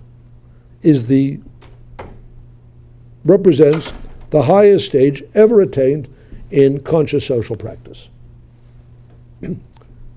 Other revolutions, if you go and read the great revolutionary process of the Reformation, Of course, the great Protestant revolutionaries explained and justified their actions in terms of religion. What was the famous choral by Luther? God is our mighty fortress. So the Reformation invoked the symbols and conceptions of religion. Within that movement, of course, real historical processes were involved. Real socioeconomic interests were making themselves felt. Now, at a later stage of historical development, by the time we get to the American Revolution, revolutionary aspirations expressing the needs and desires of masses of people are expressed in the form of the demand for liberty, equality, life, liberty, and the pursuit of happiness, taken, of course, from Locke and other Enlightenment thinkers. And in the French Revolution, not long after, you have liberty, equality, and fraternity. Of course, it's within these ideological forms that the bourgeoisie, in a sense, concealed its class interests. Masses of people were motivated and mobilized on the basis, in a certain sense, of certain very abstract conceptions of general human rights, because at that point they did not yet have an insight into the objective laws of social development, and they didn't understand history as a history of class struggle. That only really emerges in the aftermath of the French Revolution, as social thinkers and historians began to try to understand, well, what the hell had happened? What was that revolution? What drove these astonishing events from day to day, which convulsed first France and then all of Europe? Now, Marx and Engels, of course, explained that in the development of the materialist conception of history. And in the Russian Revolution, again, what is so significant as a stage in human development is, what are they talking about in 1917? What is this revolution about? What does Lenin explain in The Impending Catastrophe and How to Fight It? He says, look, we must nationalize the banks. We must establish control over transport. We must end private ownership of the means of production. We must end the dominance of the national state system. In other words, he is now, and the Bolshevik Party is explaining the historical process in terms which are scientifically accurate as an explanation of society. They're talking about consciously changing the socioeconomic relationships within which human beings live, changing the forms of rule, ending class domination. And that is why, as a historical event, the October Revolution remains to this day without precedent. Well, unfortunately, we don't have time for all the questions that have come in. Perhaps just one more to bring back the meeting to the present. Patrick writes that a Google search under Centenary of the Russian Revolution returns initially the New York Times and other enemies of the revolution, followed by a selection of pseudo-lefts, including Socialist Alternative. The perspective written by David North and Joseph Kishore in January on the Centenary comes up around number 70, but only as it was reposted by a Nepali language news site. This is remarkable and inexplicable except as political censorship. Can you comment further on this? Well, I think you got it completely right. Thank you for giving us this latest confirmation of our analysis of what is taking place. In a certain sense, censorship is a tribute which is being paid to the International Committee and to the World Socialist website. They have identified us as the Marxist party. It's now, I think, recognized widely that an attempt is made not to simply to censor us, but to blacklist us.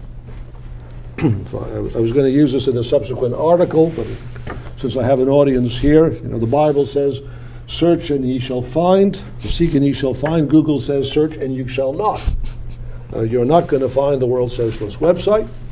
They're trying to prevent us, and why? Because what is it that they fear? They fear the analysis that we're presenting. They fear the efforts of our movement to introduce political consciousness into the working class, to make workers and youth, or help workers and youth and students become conscious of what it is they are experiencing, to be able to translate daily events into clear political terms. However disoriented and confused and in many cases disgusting events may be. The World Socialist website demonstrates the power of Marxist analysis, and that analysis is becoming increasingly aligned with the emerging movement of ever broader sections of the working class. A great change is underway. Of course, when it's correct and necessary to point to what is being written in the bourgeois publications when they're talking about murder and killing, so we take them seriously. But we also know that there are, what is building up behind the scenes is simply tremendous social forces on a scale, if I can state this, that would make even what emerged in 1914 or 1917 look minuscule. We are living on a planet of 6 to 7 billion people. The great mass of the population is exploited and oppressed. Conditions of life are getting worse and worse. 3 billionaires have greater wealth than half the population of the United States. One of my comrades recalled the famous book written in the 1930s by Ferdinand Lundberg called America's 60 Families. Now you could write it one, America's 3 billionaires. Now, this is not viable. This system is breaking down. And the explosive developments which we can be certain will be unfolding is going to radicalize masses of people, move them into political action. And our responsibility as Marxists is not to devise a line which we think today is the most popular, but to understand the trajectory of the political process, and in a certain sense, direct our political analysis to where the masses must move, and in that way, position the party for the real struggle which is unfolding, which is the mass struggle for socialism against imperialism, for the end of the nation-state system, for the unification of mankind in a worldwide socialist republic. That is where the 21st century is really heading, and that's what our movement is preparing for. Well, I think that's an appropriate conclusion to this lecture and to the series on the centenary as a whole. Unfortunately, we don't have time to ask all the questions that have come in. If our listeners have further questions on this lecture or earlier lectures, you can send them in by email to sep@socialistequality.com, and we'll try to answer as many as we can. Again, I would like to first of all, thank Comrade North for this lecture and this really remarkable discussion. I would like to thank all of those who've participated online, who are listening.